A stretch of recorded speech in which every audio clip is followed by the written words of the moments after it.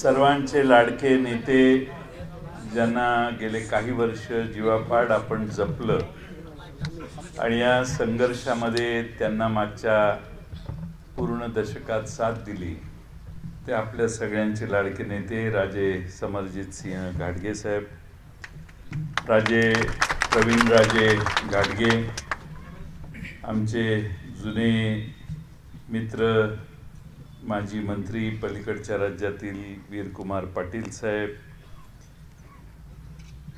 जिल्हा राष्ट्रवादी काँग्रेसचे शरदचंद्र पवार पक्षाचे अध्यक्ष, आज आपलं अचानक ठरलं ते पुण्याला गेलेत, पण शहर राष्ट्रवादीचे अध्यक्ष आमचे आर.के. पवार साहेब, अनिल घाटगे, या ठिकाणी उपस्थित असणारे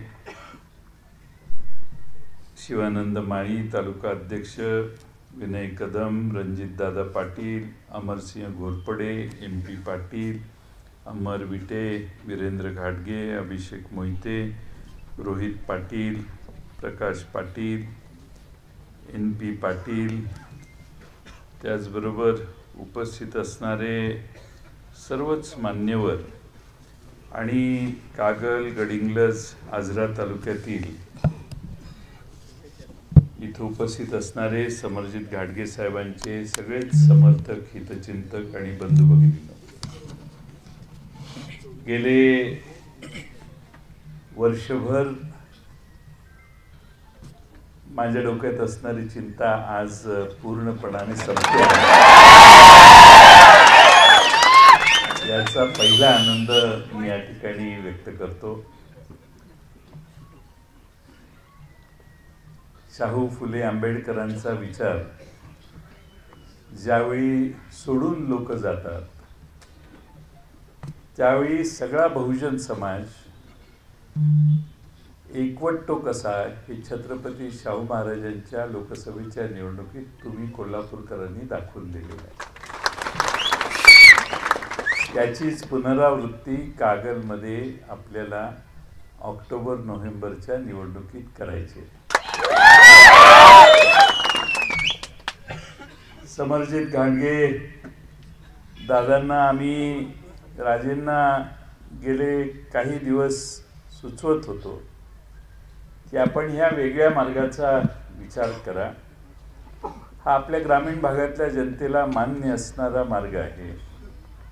लोकांचे समस्या, प्रश्न, शेतकऱ्यांचे, शेतमजुरांचे, पददलितांचे, अल्पसंख्याकांचे सगळे प्रश्न सोडवण्यासाठी आज महाराष्ट्रात महाविकास आघाडी एकसंघपणाने उभी आहे आणि म्हणून आपल्याला निर्णय लवकर करावा अशी मी त्यांना विनंती करत होतो. सकाळी त्यांनी मला मेसेज पाठवला की तुम्हीच या आणि माझ्या सहकाऱ्यांशी तुम्ही बोललात तर जास्त बरं होईल. उद्या या, परवा या. आम्ही टप्प्यात आल्यावर लगेच कार्यक्रम उद्या परवा नाही, आजच येतो. आणि आज मी मुंबईहून यायला थोडा वेळ झाला, पण आज आपल्या सर्वांच्यात आलोय. मला आपण सर्वांना हा प्रश्न विचारायचा आहे. मी विचारायला आलोय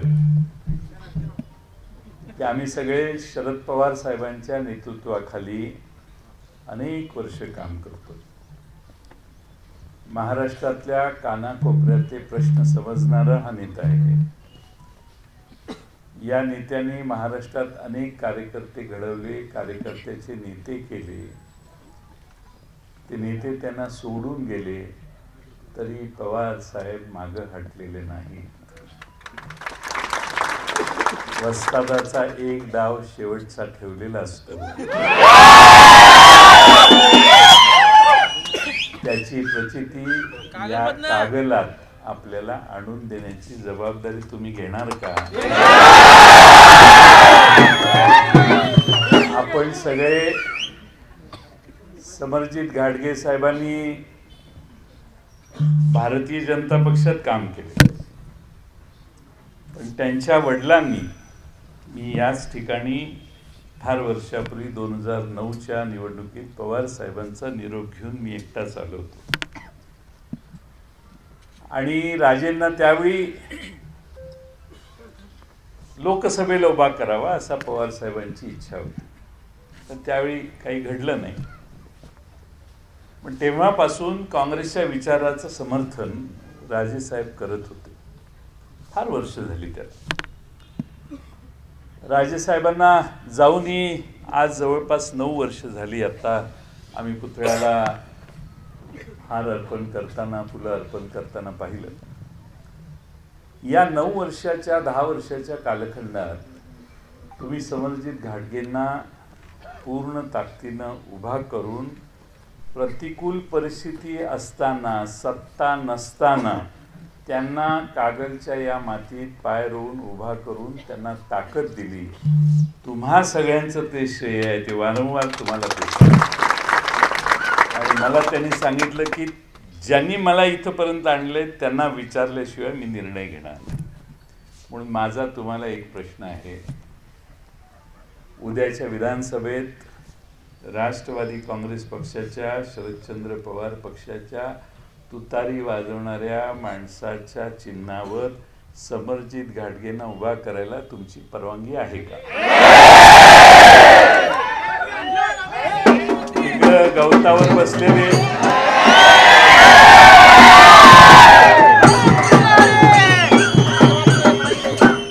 महाविकास आघाडीच्या नियमाप्रमाणे तिकीटं जाहीर करायची नाही तसं ठरलेलं असल्यामुळं आता पुढचं जे काय आहे ते पुढच्या सभेत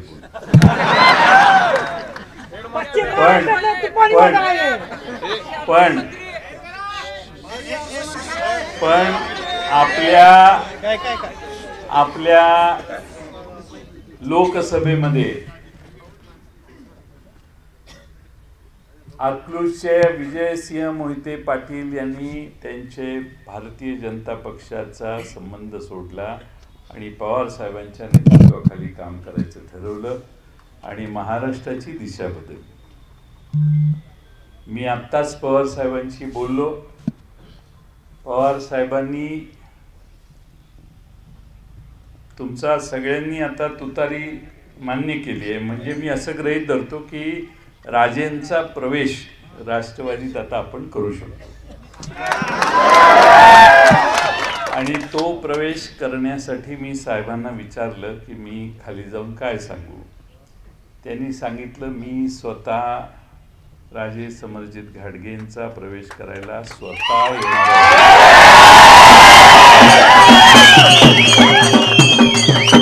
आणि स्वतः येऊन मी त्यांचं आपल्या पक्षात स्वागत करणार आहे. 3 तारखेला संध्याकाळी 6 वाजता त्यांनी वेळ पण दिलेली.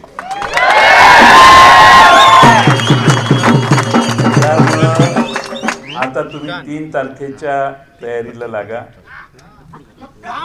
तुम्ही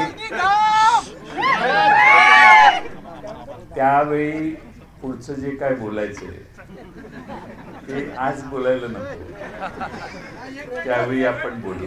ठिकाण गैबी चूक, गैबी चूक ठिकाण.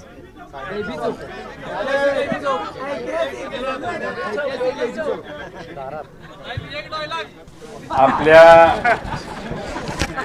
रणजित दादांचं म्हणणं असं आहे की गैबी चौकातच सभा झाली पाहिजे.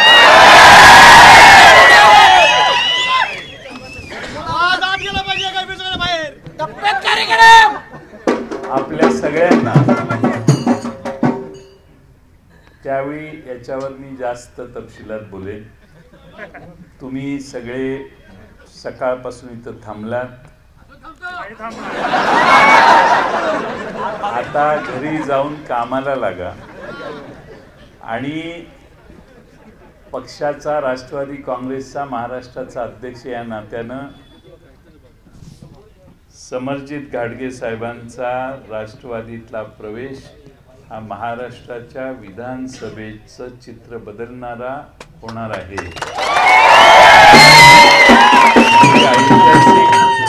हे ऐतिहासिक काम नुसत्या पश्चिम महाराष्ट्रातच नाही, शेवटी छत्रपती शाहू महाराजांची परंपरा या घराला आहे. शाहू महाराजांच्या, मला आठवतं, लोकसभेचा निर्णय झाला उभा राहण्याचा, तेव्हा प्रचंड मोठ्या प्रमाणामध्ये कोल्हापुरातच नाही तर सगळ्या महाराष्ट्रात चित्र बदललं. का झालं तर शाहू फुले आंबेडकरांचा विचार धोक्यात आलाय. शाहूंचा विचार वाचवला पाहिजे, टिकवला पाहिजे. मग तो आरक्षणाचा असो, समन्यायी सगळ्या धोरणांचा असो, यासाठी छत्रपती शाहू महाराजांनी निवडणुकीत उडी घेतली आणि उभे राहिले. आपल्या सगळ्यांनी त्यांना निवडून दिलं.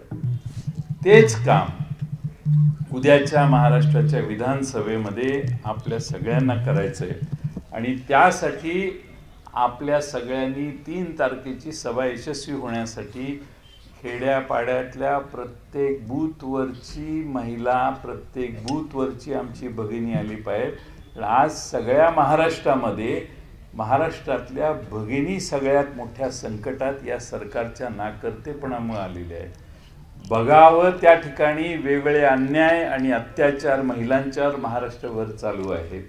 महाराष्ट्र सगळा आज या सरकार विरोधी रोष जाहीर करतोय आणि त्या महाराष्ट्रातल्या भगिनींना संरक्षण देण्यासाठी महाराष्ट्राचं सरकार अपुरं पडतंय.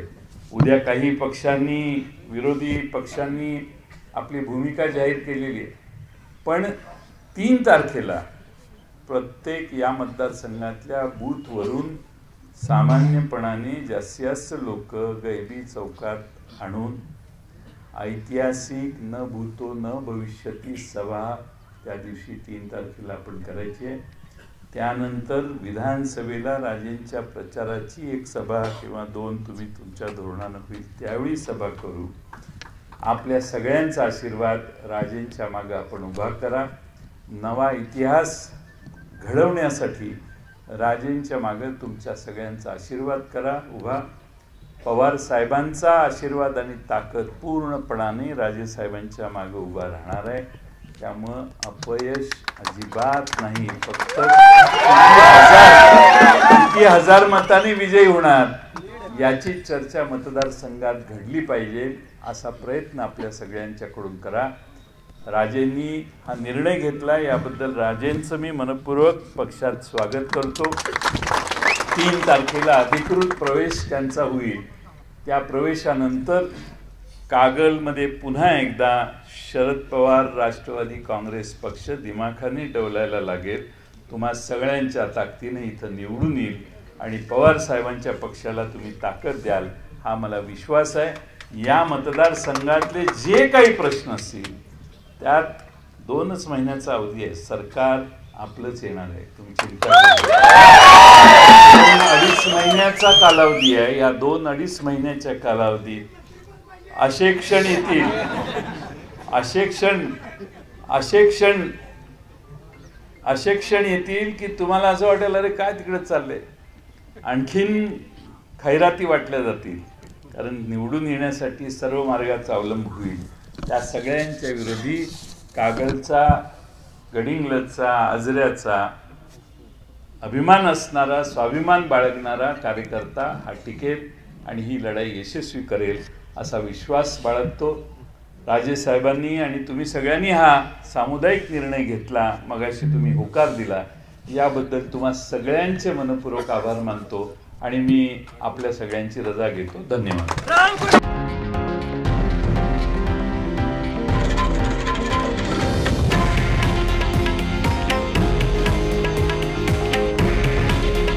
हे आहे देशातील नंबर 1 न्यूज नेटवर्क आणि आपण पाहत आहात TV9 मराठी. काळजी तुमची, हित महाराष्ट्राचं.